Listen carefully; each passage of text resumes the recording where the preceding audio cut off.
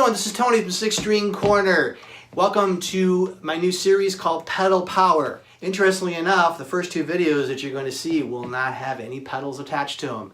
Why? Because if you don't get these two things taken care of, it doesn't matter what pedals you put in, you're not really going to have the best sound ever. Effects pedals, whether they're overdrive, chorus, phase, delay, you name it, they're meant to really primarily color your sound, not necessarily create your sound. Now there's always exceptions to the rule, and I do understand that. For the most of us, we are all wanting to colorize our sound. And before we do that, we need to get the guitar and our amp sounding awesome condition. So first thing, make sure you're playing well. Sloppy playing is going to yield sloppy results. If you're not playing well, then it doesn't matter what you do. Take some lessons. Figure out what you're doing wrong and correct those mechanical issues that you're doing with your fingers. Okay. Get familiar with your guitar. Okay? Does it play well? How's the neck? Do you have buzzing on the neck? Are the notes not sounding clear enough? You might need to take it to a shop. Have somebody set it up for you. Okay? Those things really make a huge difference. Also on your guitar, get familiar with what's on it. If you have an electric guitar and you notice that you have a volume switch here, you have tone controls, you have also what's called pickup switches. And they all yield very, very different sounds.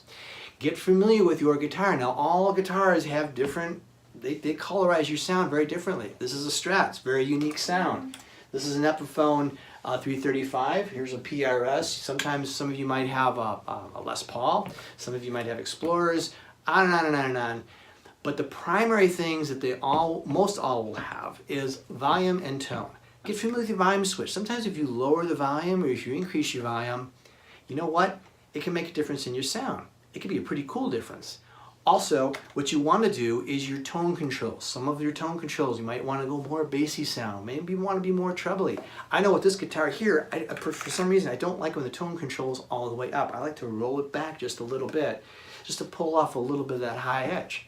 So these are the things that I'm looking for on the guitar. If you're doing all these things and you're plugged into your amp, try not to have your amp have all kinds of EQ settings just yet. You maybe just keep everything neutral, everything in 5, right in the middle there, no gain, and then go through all these different sounds and listen and hear what your guitar sounds like without all that other stuff, okay? This will all help you when you're learning songs.